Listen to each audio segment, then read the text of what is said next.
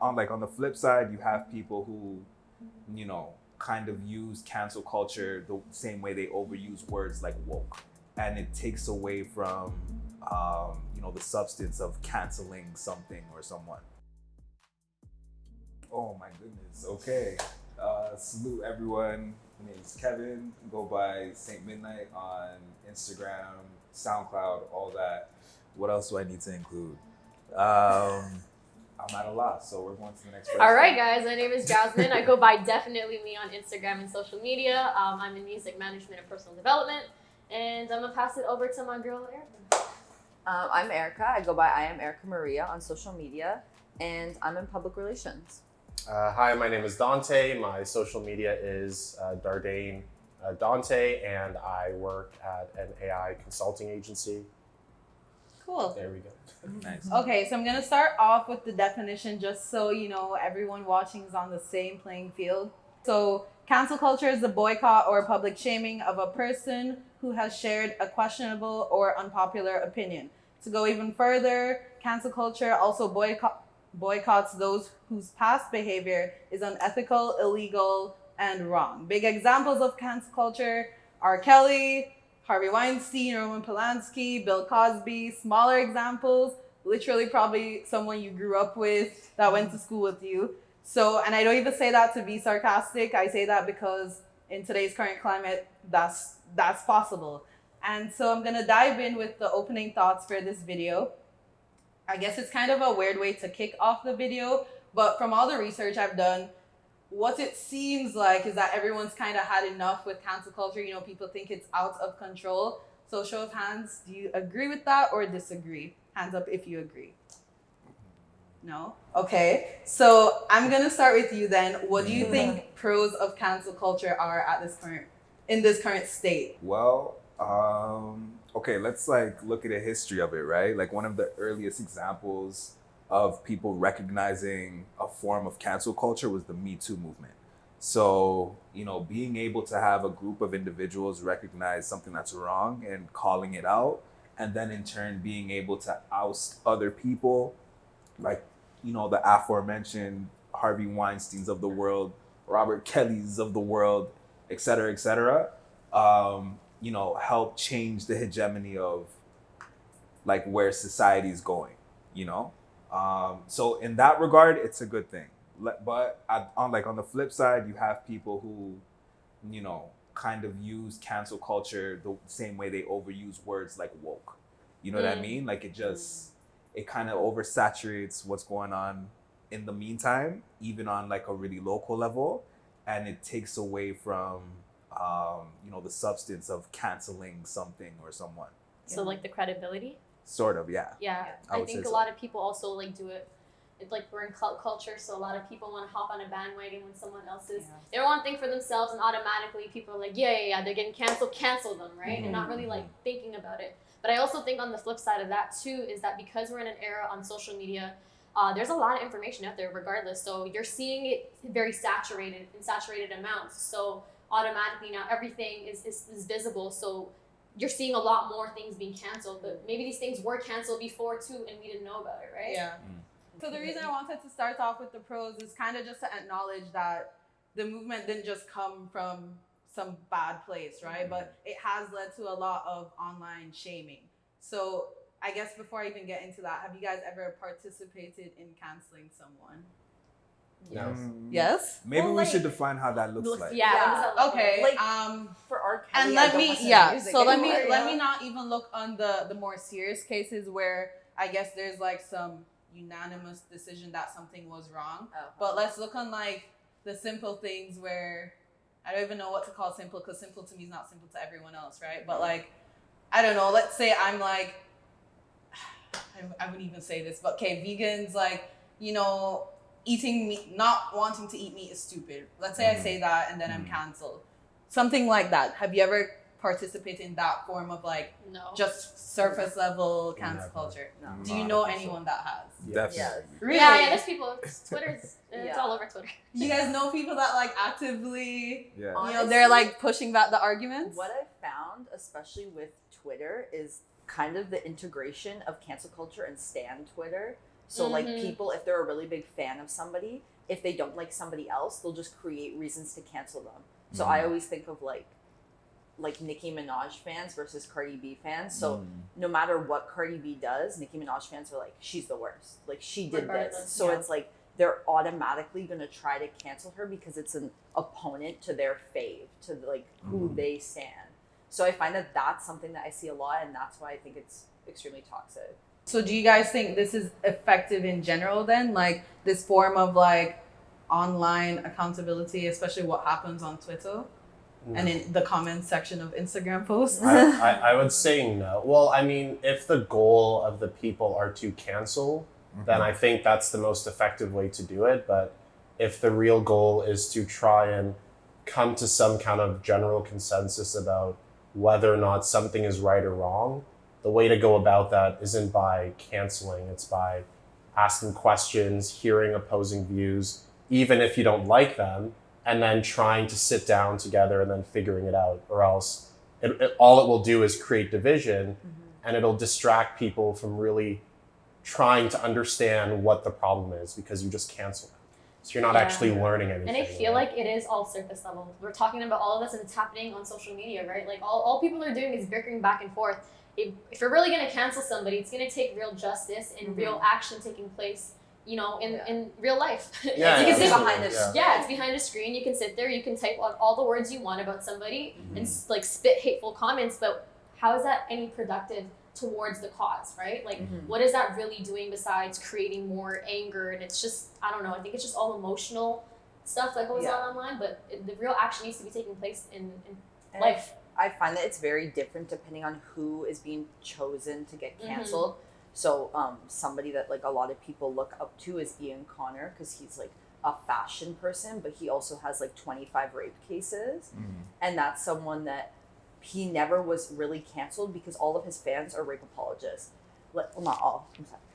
But like, Good majority. You're like Sorry, protecting don't yourself from getting canceled too. No, but So I think funny. what she said was a good point, because if you're not able to, I don't want to say effectively cancel somebody, but 25 isn't like an arbitrary number. At some point, it becomes like, you know, Well, even one. habitual. Like, You know what I mean? Like you, like, or even one. Like you need to give a little bit of credence to what people are saying. But like to jump on your point, like if you're not willing to recognize that, then by proxy you like are rape apologists, and you're defending somebody, you know, who's does that.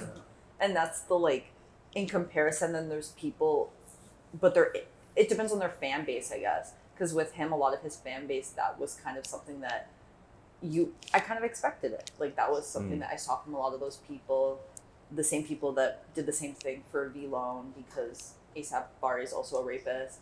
And then at the same time, Brockhampton had a member who came out, or like there was stuff that came out that he sexually assaulted a girl, and he was kicked out of the group that same week. No fans supported him anymore. Like the change in what was happening on two cases, when one has 25 rape cases and one has one sexual assault. So it's like selective cancellation, basically. It's just the fan base. Like, Well, just, I kind of want to touch in on that too, because kind of what you're saying is that it leads to destroying someone's livelihood, right? And I kind of want to look on that on the scale of the average person, because, you know, of course, people get even more triggered when it is like someone that's famous, because you have this certain level of responsibility. Well, some would argue that they don't, but some people do say that, you know, you have that responsibility once you're famous. But is it fair to be doing that to the average person? So I'm going to play a video. Lucky Penny on Chapel Street was once a bustling all-day brunch spot. Determined to stay afloat, the venue's been transformed. What was Lucky Penny Functions and Cafe is now the Lucky Penny grocery store. And then one on Twitter must have hit someone's nerve, and we got a lot of backlash. And within 24 hours, we had a full anti-Lucky Penny campaign put against us, and then they got all of their followers to do negative reviews. So the decision to cancel someone is really just being made by the hands of, like, we could all sit here and just cancel someone and start the conversation going, right? So is it in cases where I don't know. Some may say it's not that deep. A lot of times companies are gonna be quick to fire someone, for example, kind of just to save their face, because in cases of destroying people's livelihood, some people will say, if you support that person by giving them a job, I won't support you. So companies often fire people just to like protect themselves. Is it fair to be doing that to someone's life? Because you kind of like eliminate their ability to like pay their bills, live for themselves. To be honest, I feel like what happens is there's a lot of opinions out there and people are formulating based off of their own perception. They may not even know who you are or what you do, but just speak off the bat that if, like, for example, you go on Yelp and you see like 3 bad restaurant reviews, they're probably not going to go to that restaurant, right? Like that has an effect on how people perceive you, whether they know you or not. Like I've been a victim of online, like having a video posted of me and it made me look like I was a really bad person. On the flip side, it was the editing and someone was painting me to be that person that I wasn't. And I was getting a lot of negative things and whatever else, right? And so I've been on that side where people wanted to like say cancel her, but it's like, you guys don't even know me. You only saw one glimpse of a situation that was turned around to feed you a certain narrative. And now you want to cancel me because of that, right? So I think it's not fair at all to go off of what you see. Like, it's deeper than that. There's layers to it. And that's the scary part about cancel culture is that, you know, just a couple of strangers online, it can brew into a big angry mob. And next thing you know, your whole life is just gone down the toilet. Yeah, no, I agree with that. And I'm fortunate that that's never really happened to me, but I've seen so many stories online from large or small scales. And I think that like companies and people can use cancel culture as a way to just damage a person, even if they don't actually feel offended by it. Sure. Because people nowadays, in my opinion, they've become so reactive to things and it's so easy to trigger a person. It's to a point where, you know, if a large company wanted to damage their competitor, I don't think this is a good thing to do, but they could just orchestrate something. And then because people are so reactive, you just have to like almost like, I'm not sure what the expression is, but like spark a fire. And then, and then everyone will just like be the gasoline to make it blow up. So I think what makes it so dangerous is that nowadays people don't spend enough time investigating. They are so quick to come to a conclusion that almost always your first guess about something is almost always wrong. And if you go into things with that mindset, it doesn't mean that you should doubt your first impression about things, but you should always think like, is there a different way I could look at this? Is there some piece of information I don't have? But because people don't do that, it's so easy for people to be manipulated and then just jumping on the bandwagon. And then the result is that someone like loses their family or they lose their job or whatever. And I think in the moment, people don't think about that. They just get so angry that they just think that like they have this moral obligation to cancel them. People should like take their thoughts a step further and actually try and understand the situation before going for like a quick response and just cancel, because it can like be pretty turning devastating. into like bullying. It's Literally bullying. And we're talking about in school, we learn these things like cyberbullying, but that's all people do now is just cyberbully one another. And I saw like close, kind of the same thing where somebody that was more famous on Twitter, there was a photo posted of a bunch of older rappers and their wives, and a girl quoted it saying, and none of them are married to dark-skinned women. And then one of the rappers, I don't want to say who it was because I don't remember, and I don't want that to be like attack him. But like protecting yourself this whole Cancel it. But he quoted it like coming at her, and then all of his fans started attacking this girl, called her parents' jobs, called her job, like found out where she lives. They doxed all these things It gets because scary. They she. don't see the people. But That's it's like she didn't even say anything. Yeah. So he was just upset because she stated a fact, and then all his fans were like, "We have to support him." So it was like, you know, the defense squad pulled up, and then her whole life is in shambles, and she's tweeting, going like, "They're calling my family. They're like calling my job. Like people are showing up to my work." Oh my god. Just one thing, like as you're explaining this, what this is like making me think of is people that are wrongfully convicted for crimes. I don't know why, I just see them as like cancel culture and being wrongfully convicted as being so similar, because sometimes it could be that there was a mistake, but a lot of times, and I guess this happened more in the past, where the investigation wasn't thorough enough, or maybe a prosecutor just wanted a quick win. So they'll convict a person, and then 10 years later you find out that they never did it.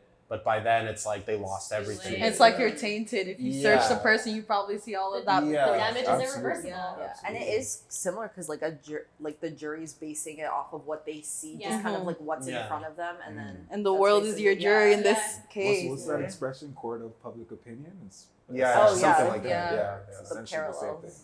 So I'm gonna tie this into accountability, of course, because the whole point of this is supposed to like keep people accountable. But I guess to back up, if you guys were having conversations with your friends and your friends say something, friends or family, they say something out of line, how would you approach that situation?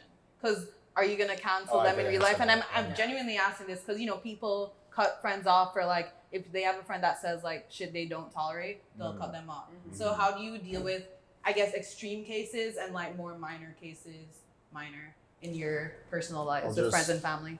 Well, for one, and I'm glad you mentioned that, because I wanted to bring up a quick point. I think that, like, because of how prevalent cancel culture is, one thing that kind of scares me about it is that it kind of makes people scared to speak their truth.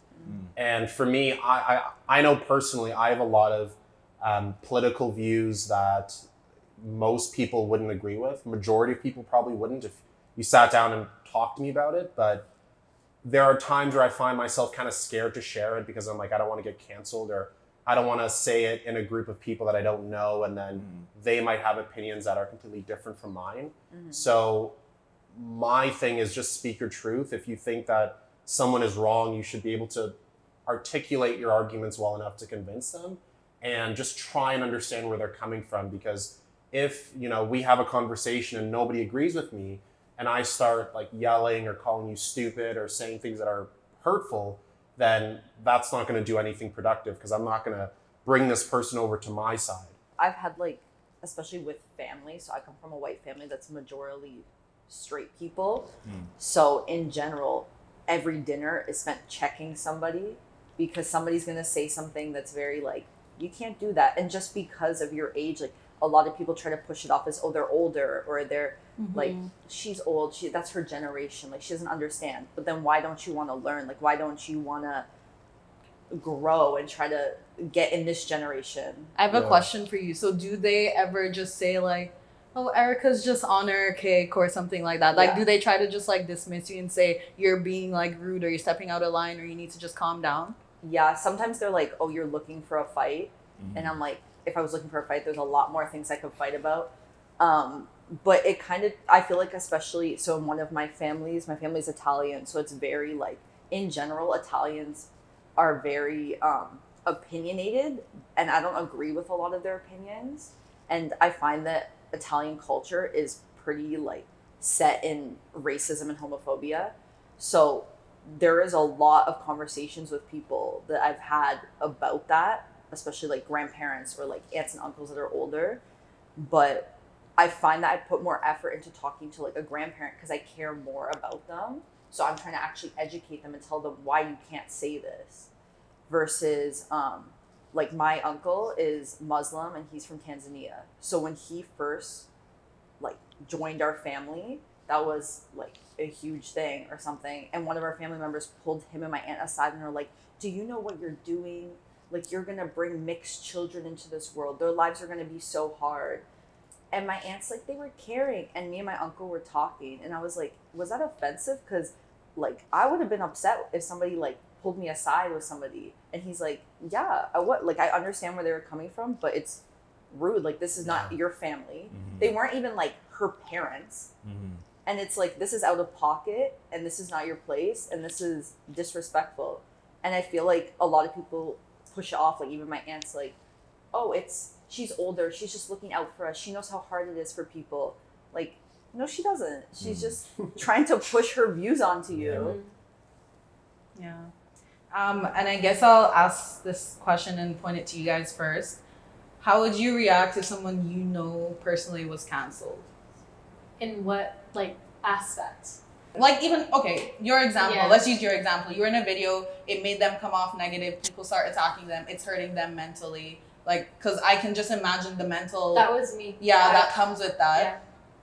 Yeah. How do you even help them in that Well, situation then? After being a victim of, I guess of online video situations like that, I was not in a good mental state. I couldn't even look at myself in the mirror. I went through depression. I deactivated my social media. I just couldn't look at myself. And then it got to the point where I'm like, how did I let the opinions of people I don't even know determine, like, what? No. Like, I had to then, like, reevaluate myself and my circumstances. And I'm like, I know who I am. You know, as long as you know who you are and you speak your truth, like Dante said, that's your power, right? And you have to hold on to your power. Because the moment you allow, because the truth and the reality is, everyone's going to have a difference of opinion, whether they know you or not. People are always judging and formulating things in their own head. And you know what? That's in their own regard. But you have to be strong enough to know who you are as a person. And you have to hold your ground all the time. Because if you don't, then you're going to fall victim to things like that. Yeah. And so it was just, after going through that experience now, it's put me in a position now when I'm introduced to things or topics, I look at all sides. Because the narrative can be different in so many different angles. Like, I don't know what the real, like, the situation really is, right? Because I wasn't present or whatever. So I really try to, like, put myself in another person's shoes and think about it. Think about, like, their culture, their background, maybe where they came from, maybe the views that their parents instilled in them and things like that, right? Like, all these factors come into play in the grand scheme of things. So I just think that, like, being objective versus emotional, and emotional is related to the reactivity part, right? Yeah. So being more objective about it, being more patient about it, and using that opportunity to educate one another. Because at the end of the day, why are we trying to, like, kill each other with our words and trying to destroy one another? Yeah. We should be building together, right? Yeah. So I think in that aspect. Two things that I think are extremely important that I guess people overlook is patience when you're trying to come to some sort of conclusion. And the second point is I find that people nowadays value opinions more than facts. And to me, that blows my mind. Like, when I have conversations with people and they feel strongly about a certain opinion, then I usually, like, rather than telling someone I think they're wrong, I usually try and ask them a series of questions to kind of guide them to realizing they're wrong. And I'll just start off with, it's so satisfying to me because it's so much less work than, like, conveying all these opinions and thoughts and facts. So just to go to opinions versus evidence, I find that people don't actually research their thoughts. They just have an opinion and then they cling to it. And then they'll go and cancel someone. But it's Nobody like, fact checks. yeah, nobody facts, and their friends don't even fact check. It's just like, oh, Johnny said this. Yeah. It's like, no, like, some problems in the world are so complicated and they're multifaceted, which means it's not just one factor that led to this happening. It could be 10 or 20 or 30, but everyone thinks that, like, if this is a problem, there must be one answer. But it's like, there could be multiple answers there could be multiple reasons that could have changed over the years, but people go into things with such a simple analysis of it, and then they're like, I nailed it. And It's like something so complicated, like racial issues, and they're like, it's this. It's like, it's just I figured out racism. It's done. It's like, are you Sure. insane? Like, this has been going on for hundreds of years, and you think that you just You just found the answer in the and morning. you just figured it woke out. up one morning and no one thought I'm of that. woke. Yeah, Whoa, like, you should be whoa. president then. Like, wow, you should be running your country. So, Okay, yeah. so I'm gonna bring this into censorship. Something that was really interesting was that I couldn't even find people for this video, first of all, because no one wanted to even come here and get canceled for not agreeing I with, don't like, care. cancel culture, right? I think that's a huge problem. That's an issue. And Yeah, so I could- I want to ask you guys if you ever feel intimidated or, like, hesitant, even about maybe speaking. Well, you guys probably didn't care. You signed up for the video anyway. But do you even feel like you're second guessing what you're saying right now to make sure, you know, like, even how we're, like, making sure, like, we're not going to say any names because we don't want some fan base to get all riled up, you know? Like, do you think in your day-to-day life, like, sometimes you have to, like, really think before you speak because things are just gonna get taken out of context? I'm gonna start with Kevin. Even so, you know. I'll be honest. I don't give too much credence to thinking that far. I want to believe that usually people can see and hear like the things that come out of your mouth and your mannerisms and how you come off, and they can perceive how disingenuine or genuine, you know, your mind is, or what it is that you're trying to say. Not everyone is as articulate as other people. So, you know, I'd like to believe that majority of human beings can also identify that. Like when people listen to Kanye West, for example, he doesn't always make sense with what it is that he says, but if you stop for a second and like just listen, there's some semblance of, you know, humanity in the things that he's trying to convey. So in likeness to me, I don't really think that far. Like if I have something to say, I'll say it. You know, if it needs to be discussed after, then, you know, people can holler at me and we'll talk about it, but not so often. I think it's also like the power of intent, right? Like how you're saying things or what you're talking about. What's the intention behind it? Are you coming across a certain way? So like the person that's speaking about something, like if their intentions are good, even if they're like what they're saying doesn't necessarily align with what your perception is of the matter, at the end of the day, I think that people have become way too agreeable, and I think that we do need people to disagree in situations, because we need different perspectives. That's how you come to fix a problem, right? That's how you find solutions. So I think that it's intention, I think that it's also objectivity, and I think it's emotional intelligence as well, being able to decipher, you know, the intention that that person is putting behind what they're saying. Yeah, because I think off the bat, I think off the bat, well, at least maybe some of us here, we don't really feel as intimidated to share what we think. But the actual answer to this question, where I did like a mini survey and asked a few people, the answer was yes, right? And it's because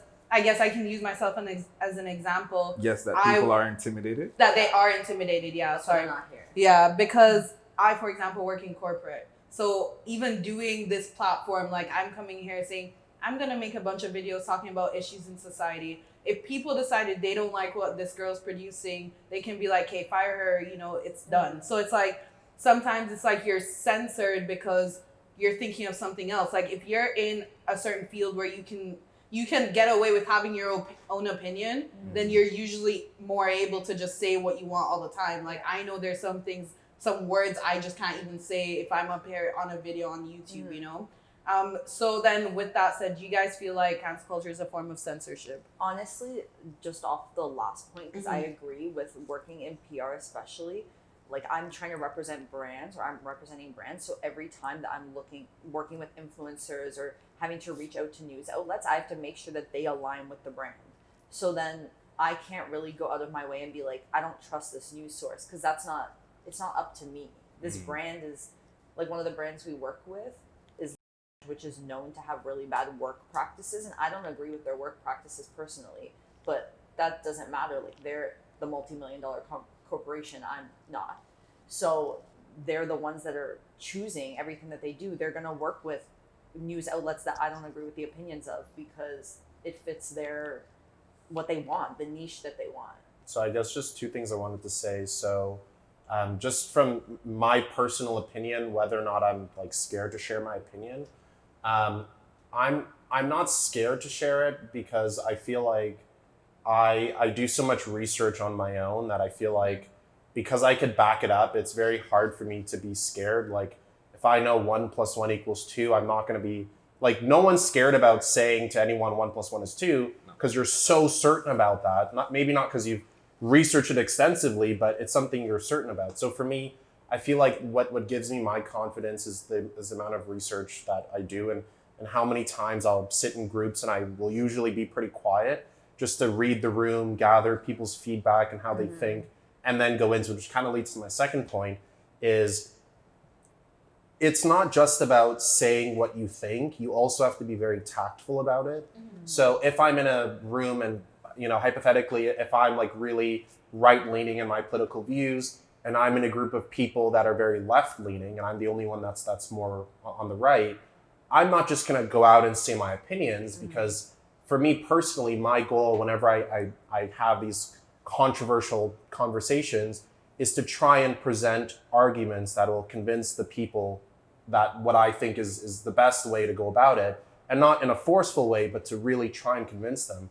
But the way you go about it is so much more important because, you know, maybe you're speaking to a person that's very sensitive and they don't want to feel attacked, or you're speaking to someone that responds to strength and they want to hear you be aggressive in your views. I think what Dante's saying is very important in the sense that, like harkening back to the question about intimidation and like where we stand with our views or whatever the case is in regards to this topic, you know, the underlying thing that I took from what you're saying is that we need to have, or like how comfortable are you being responsible for the work that goes into, you know, knowing this or being able to argue that in regards to, you know, cancellation or whatever the case may be. Like how responsible can you be for your stances on certain things, and then, you know, the responsibility of being able to defend that or being able to even acquiesce to someone else who's right. And I think that like a really good thing or like important point that you touched on was reading the room. Because in general, like if you're around people that are very, like right now we're having an open discussion, an open dialogue. So obviously you can share different opinions because people are being really receptive towards it.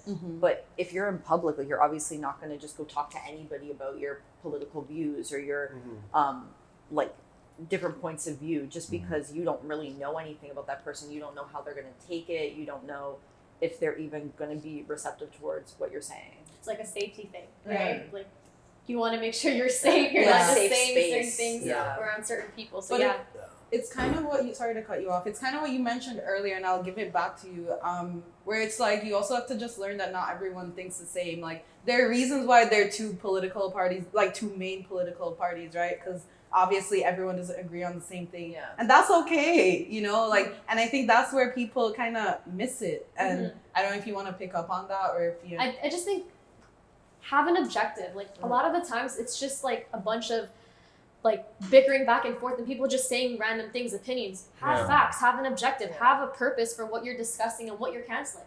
Stop just canceling things without, you know, having any ration behind it. Like put a little bit of thinking into it before you decide like, this is what I'm going to do, but I'm going full force into it. I think that it's okay if you say, you know, that I'm right and I say I'm right. Well, okay, well, we have to still solve the problem. So what are we going to do about it to solve it? And it's good to have different opinions in the first place because you know how they always say if you have multiple people working towards the same like business or something, it makes people work harder and do better. It's kind of like the competitive edge of like it makes both parties, like if everybody had the same agreement, you're obviously not going to strive to be better because you have nobody you have to be better than. And there's no innovation too. There's actually a saying, it's competition fuels innovation. That's like super capitalistic, but like it really it's true. I kind of touched on it before, but it kind of goes back to who is deciding that these things are right or wrong? You know, like how do we even make it that cancel culture can be a positive thing? Because, you don't think we can? I don't think it can be a positive thing. Do you think it's because right now it's just so like gone? Like Well, for me, you it's have like, to like retrain all of Twitter to kind of get back in line. I think Twitter was ever trained. I think the only way that I could ever, and this is like a long shot, but ever see merit in cancel culture is if people like rather than thinking who is responsible or who has the like authority to do that, it's like, do we have a methodology in place that we can all agree on and follow before we cancel? So at least then it's like you have some opinion, or maybe someone said some opinion, and you move it through certain stages of assessment.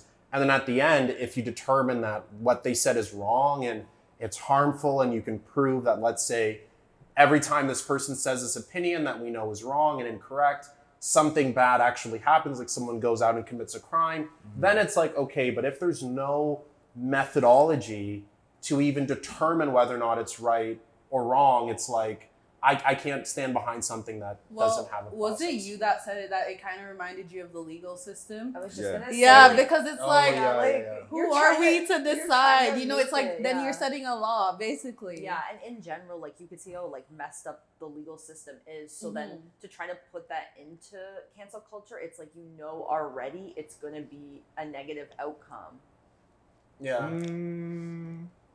I don't know. I think it I comes don't down know. to consensus. I really feel like it also comes down to, okay, let's just like, we all might have different views and whatever, but like I said, back to the whole objective thing, it's about solving the problem, right? Something clearly has gone wrong here. We're canceling somebody or something for a reason, right?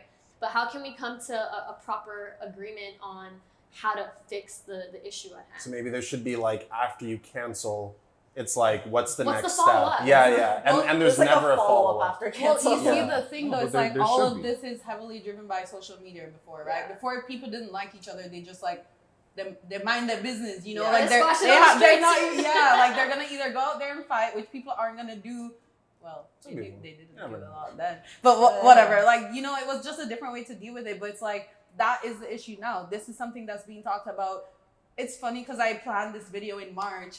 And I was like, okay, well, it's more relevant now than it was in March because it's on every headline. Doing research for this, I'm pulling up articles from yesterday, you know? So right now the answer is going to be, how do we fix this? Because right now they're in the phase of like, cancel culture is so like crazy. And now they're going to need to be like, we need to fix this because this can't go on for 10 years. It's like the consensus, the issue that I have with it is, especially on social media, it's sometimes just who their figure is. So like, when Kanye says something, like, I love Kanye, but he says dumb shit all the time. So he says something and all his little minions are like, obviously Kanye's a god. So like everything he's doing is amazing and he's right. So you're thinking about all these young kids or just people who are probably legal to vote now. And he was Running for openly, president? well, you know, he was like at one point openly supporting Trump or like running for president, and all these people are going to be like, I'm going to go to the ballots and write in Kanye, and they think it's so funny. They're like, this is amazing. Like,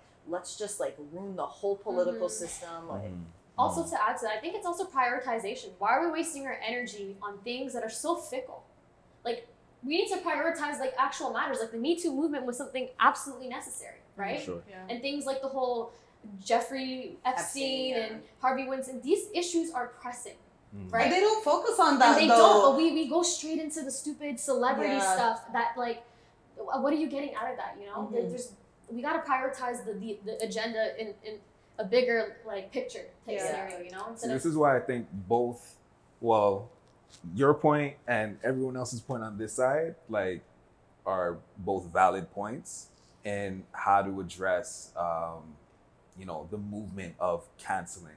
I wholly believe in what you're saying, that it should be like a due process sort of thing. Like, Even then, I said that, but like, I don't even like. I don't I believe just myself. don't like the idea of canceling, because to me it's Right. like when you cancel, there's no dialogue, and if Right. there's no Yeah. dialogue, it's like, what are you trying to accomplish? Are you trying yeah, to? what's the practicality? Yeah, of it? Right. like what's you see, the and that's, value and at the that's end when of the they day? come in Yeah. with, you know, the effectiveness of what the narrative becomes after the fact. Maybe So instead it's of like- canceling, it's like rehabilitation. Yeah. As it should be. yes. Try like rehabilitate. Education. Yeah, Education. Yeah. something like that. It's like Well, one specific thing. Yeah, because people don't read, and that's something I think we talked about a lot. Like, people don't do their research. It's You the know, like, headline reading. yeah, like they read the title of the article and they're ready, and then a lot of times you Clickbait. go in the comments Clickbait, yeah. and they're like, "Did you even open the article? You would have seen why this happened." You know, Yeah. it's like, how did all 17K of you miss that? But you like the tweet and you're ready to go. Yeah. Or the You know? tweet will just be like, it's 100, well now 200 and whatever words. Mhm. And it's like, that is proof enough for people. Yeah. It's Yeah, like you could put it's anything crazy. on the app, like Yeah. anything. You could make up a story, like Snapchat does it And all if the you time. have a Yes, lot- people forgot You know, APA like- format. And they I'm don't all cite down with anything. that. Yeah, like when you ask, like, where's your proof? Where's the facts? Mhm. There's no stats. There's no proof. And it's Yeah. like, so what are we talking about? Gotta stop entertaining things that have no substance, man. That's Yeah. all I'm gonna Yeah. say. If, Just- if there's no yeah. thread attached, don't read it. Yeah.